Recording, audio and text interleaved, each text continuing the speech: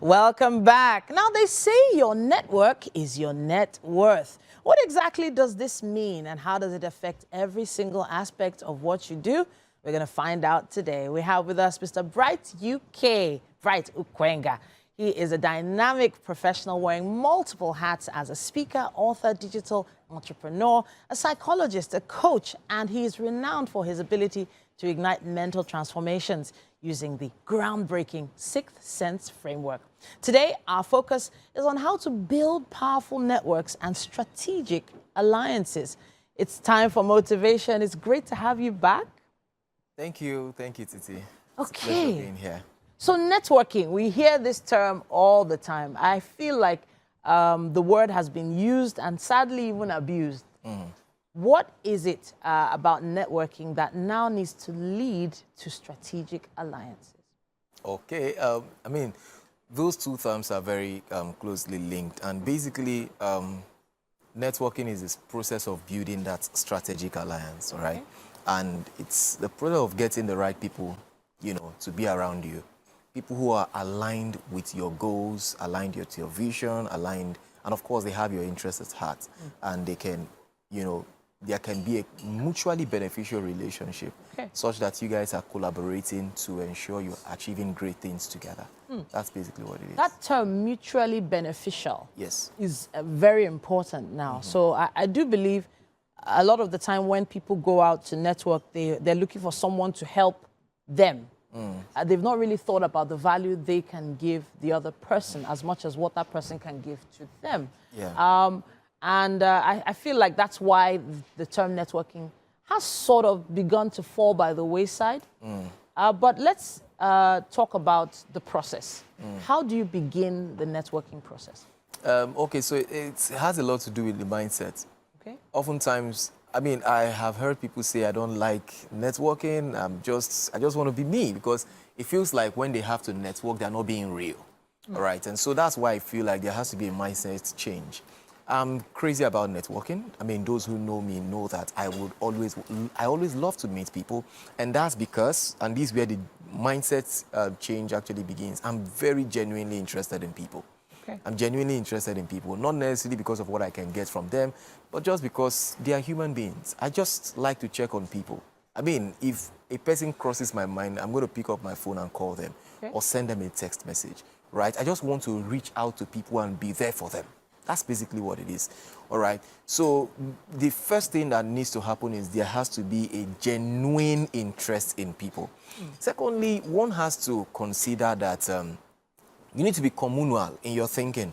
Understand that we do not exist alone, right? We were designed to function in social communities, right? Which is very much important. We're not functioned to, to do things alone, right? And then you have to be a person of value. Early on, you mentioned about the fact that sometimes people just go for what they can get. Yeah. But you have to lead with value. You don't lead with your need. If you lead with your needs, you will be beggarly, right? That's when you lead with a sense of need. You have to lead with a sense of contribution, all right? What you have to offer to people. Sure. You understand? So that really makes it makes it more attractive for people to want to have you in their own circle, in their own network. Very closely tied to value is the idea of service, and I mentioned already the aspect of contribution, and of course the game of networking itself proper. A mentor once taught me this, that for networking or for people to be, interested in you and to have a connection, a few things must be in place. Number one, there has to be proximity, closeness.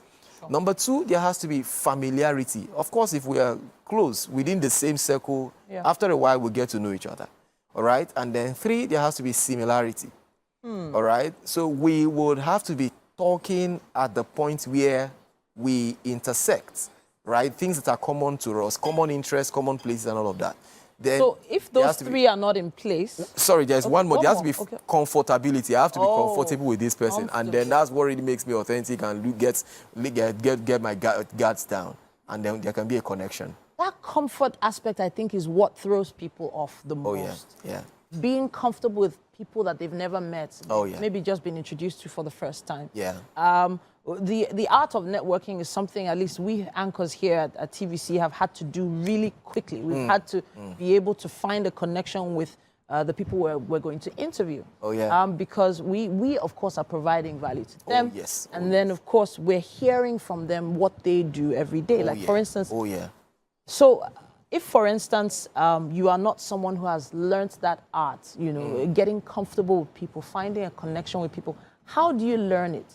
Are there platforms or events you can go for that will help you? Oh, yeah, there are platforms, events. I mean, we have events that are always happening, corporate events, social events, and things like that. You just have to be strategic about the events that you go to ensure that the kind of people that you want to associate with are in that environment. Okay. All right, so that's very much important. We have events coming up. In fact, there's an event coming up this weekend. Okay. All right, the Lead the Future conference, where we get to have a platform to network as well. So that's also very much important. You have to put yourself in the right place where the right people are in order for you to connect with them, to meet and connect with them. Yeah. Sure. Now let's even talk about the benefits of networking. When you do eventually find, like somebody coming for your conference, for instance, on the weekend, when they get there and they've built a connection with someone, maybe at the same table, what is the next move? Because, you know, you have people give out complimentary cards or maybe even share contact details. But what is the first thing you do to establish that? What was that term we used initially? A strategic alliance. Okay, so this is the practical side to it. When you give your business card doesn't have a value. What really has value is the connection. So I always advise that within 24 hours, you have to send them a message, you know, and follow up on that and establish that connection. Sure. And of course, understand the different roles that they can play in whatever you're doing. Some people are ideators. They will expand your ideas, expand your dreams. Some people are connectors. They connect you to opportunities in people, in places, on platforms. Sure. Some people are warriors. They are going to defend you, you know, when you are not there. Some people are donors. They might fund your vision. Some people are, what again, activators. They are just there to encourage and inspire you. Some are executors. When you share something with them, they take it and they run with it. Wow. All right, and they bring it to life. So you need to understand the value of different kind of people in your circle. So in your circle now, there are 5 key people you need. Yes. You need someone, obviously, to fund. You need someone to execute. You need a donor, you need an executor, you need a connector. Yeah. You need an ideator. Some people you share your vision with and they say, oh, have you considered this? Why not do it like this? And before you know it, what you consider to be small becomes so big, right? Amazing. And then you need warriors, people who can defend you behind your back. Amazing. Yeah. Amazing. Thank you so much, Bright UK. It's always a pleasure having you on the show. And good luck with this weekend's conference. Thank you. Thank you. All right. So who are you? Are you an ideator? Are you an executor? Who are you in your network? And how are you providing value for them?